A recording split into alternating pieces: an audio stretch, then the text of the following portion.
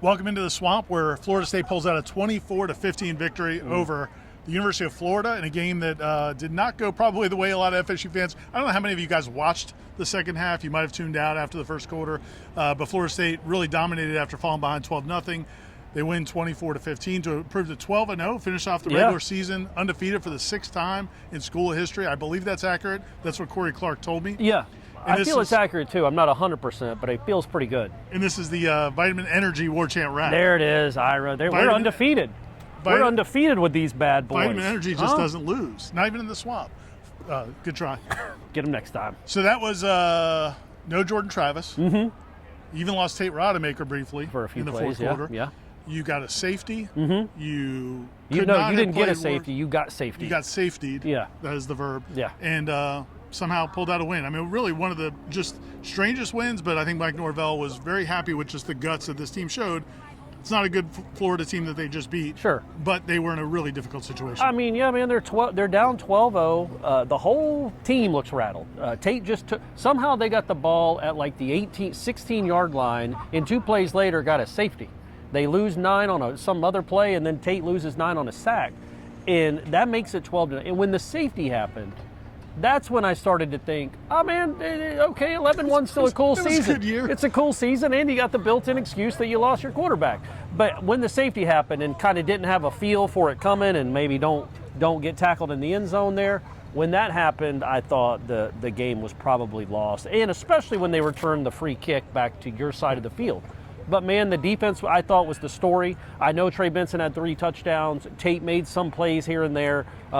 Certainly wasn't great against a bad defense, but was good enough. And the defense, I thought, just completely dominated the game. After that play, yeah. And really, the one touchdown drive that Florida had should have been a field goal drive. Yeah. Akeem Dent comes on a safety blitz, comes scot-free. Yeah, crazy. Knocks Max Johnson. Is Max Johnson? Is that his name? Max Brown. Sorry, no, Max Brown. Johnson's. He's over in College Station. Yeah. Max Brown for the sack. Should be a 10-yard loss. That's third down too, so they're going to have to kick a field goal, and that's a you don't know with that kid the way he was kicking. Inexplicably called a personal foul. They get the first down. They score. Yeah. 1 or 2 plays later, Montrell Johnson runs in 5-0. But it felt like it's just everything that could go wrong went wrong. There's a punt, Keon Coleman, that sets up the safety. That set up the safety. Number one, the punter apparently was built on Mars. Like he just dropped in to kick in this game. What is going on with the punters in this country, man? Whoever Florida State plays, it's the same guy that just suits up for every team. I don't know how to look it up or quantify it, but I'm going to go ahead and say no team in the history of college football has faced a better slate of punters. It's incredible. It's a murderer's row. They're just Ray guys everywhere. But Florida State, again, the touchdown right before the half was huge. I mean, it looked like, enormous. People were writing the obituary. I think a lot of people were writing the obituary for this Florida State team. Hey, it was, like you said, it was a good season. I joked to you in the second quarter that this may secure Jordan Travis a trip to New York City. Yeah, he's very, very important. He looked better than ever in the second quarter of that game. But they get that touchdown drive, and Tate had a couple. Like you said, Tate was not a great night. He's like 50% passing, 12 of 24, 12 of 25. But, man, on that drive, he had a huge throw to Jaheim Bell. Yep. Had another nice throw to Johnny Wilson. Johnny Wilson makes an incredible catch down near the goal line. And then Trey Benson runs it in just like a man. And that was really the start of Trey Benson's big night, because he didn't get off to a great start at all, but finishes with 3 touchdowns and really ran hard the second half. The first run is the worst run of his career. I mean, he lost 9 yards or 11 yards. It should have been a gain of a 2 or 3. And you run back, you go back and forth like you're in high school. It was the worst run of his career, and immediately puts your backup quarterback in a hole against a defense that's not good but is fired up. And then, you kind of, I think they ran 25 plays to your 6 in the first quarter and a half, something crazy. But to find a way to right it. And I thought the first drive of the second half was almost as big as the first drive or the last drive of the first half. You know what I mean? Like to string those together and take the lead where it felt like it was getting out of hand. That's awesome. That's an awesome 2-drive stretch to get the lead. And again, if you think back to last season, the 2022 season, where Florida State won 10 games and had some success, but that's where they struggled in a couple of games. The Clemson game particularly, that's where Clemson dominated the end of the first half, the start of the second half. Florida State's done a really good job of that this season. They've done a really good job of closing halves, coming out strong, and man, they did it tonight. And they were down 12-0. And then the next time it seemed like Florida touched the ball in the second half, they're down 14-12. Yeah, and they went. Florida State went on a 24-3 run. They gave up one scoring drive in the second half. They gave up a third down pass to Pearsall, which I think was his only catch, maybe. And he's a really good player to hold him to one catch. But I thought the defense played exceptionally well in the second half. You know, you are going against the kid making his first start, and it showed.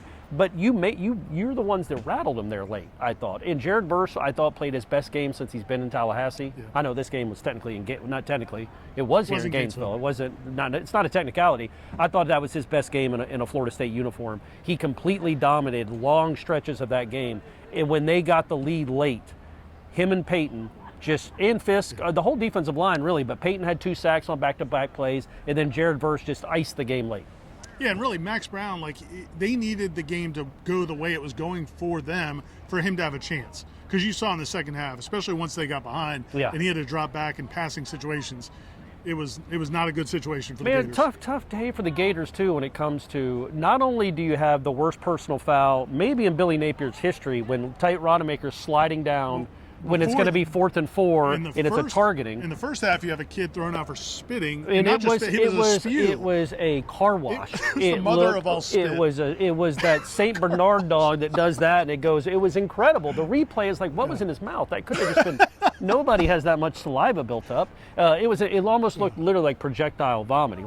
You thought that was the most audacious personal foul of the game. You were not even close because they had 2 guys try to target the backup quarterback. Rodemaker on 3rd and 14. Slides 10 yards into his run. He's 4 yards short. Yep. Florida State's going to have a real tough decision to make. Yep. After that, it's going to be 4th and 4. 4th and 4. 2 guys dive at him.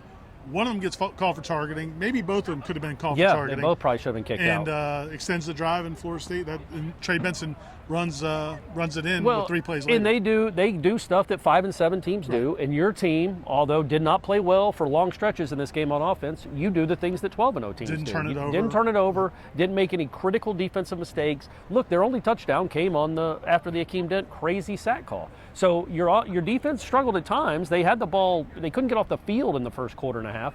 But when you look at the numbers, Florida scored 1 touchdown and 15 points. I mean, that's exactly what you want. They had 6 sacks. I think they had 10 tackles for loss. They just completely dominated what's been a very good offense, albeit with Mertz at quarterback and not Max Brown. The other Max thing, Brown, is that right? Not Brown. Max Johnson. We're on it now. Yeah, nailed it. The thing about this game also was the emotions. I mean, I was impressed by how they handled just the emotions of this week. Yeah. Because when Jordan Travis went down in that the North Alabama game, I wasn't sure how many of those guys could finish that game. Well, they finish it. They win that game. Come out to practice. I thought, we talked to some of the players. They said the whole week was fine at practice. I thought Tuesday was a little weird, just because you didn't have Jordan Travis out there. It just didn't feel like a normal practice. As the week went on, it started to feel a little bit more normal. But then you come into this game and you're down big, and everybody's wearing the Finish for 13 shirts. Right. I'm sure they wanted nothing more. And it looked like you were finished. Like it was like finished. 13's not here, we're finished. They wanted nothing more than to do this for him.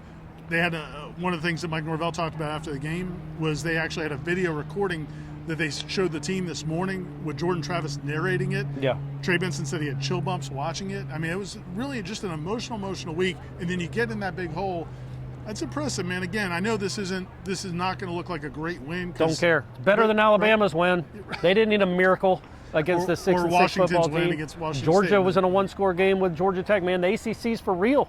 The ACC's for real. Don't laugh. I'm going to go with rivalry games. Rivalry games are weird, too. And also, I think it's cool that I would say Jordan Travis's 2 best friends on the team might be Trey Benson and Jared Verse. And for what they did, look, man, Trey Benson's first couple of runs, I feel like you were almost yelling at him. It's like, Trey, you've got to run, dude. He was trying to do too much. But also, knock it up there and get a few yards. And he had a really good game after those first couple of runs. He was one of the difference makers.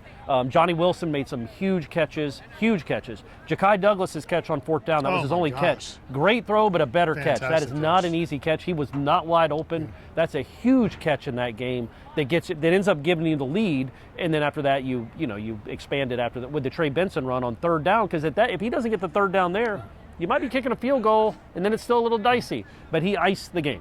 But Trey's touchdown runs, all of them were really cool, I thought, in their own ways. The 1-yard plunge, again, we weren't sure how they were going to score without Jordan Travis. That's a situation where he'll keep it and get it, bullet his way into the end zone. He's going to score. That's what's happened all year. Well, this is one where you're going to have to hand it off. You don't want Tate trying to run it in.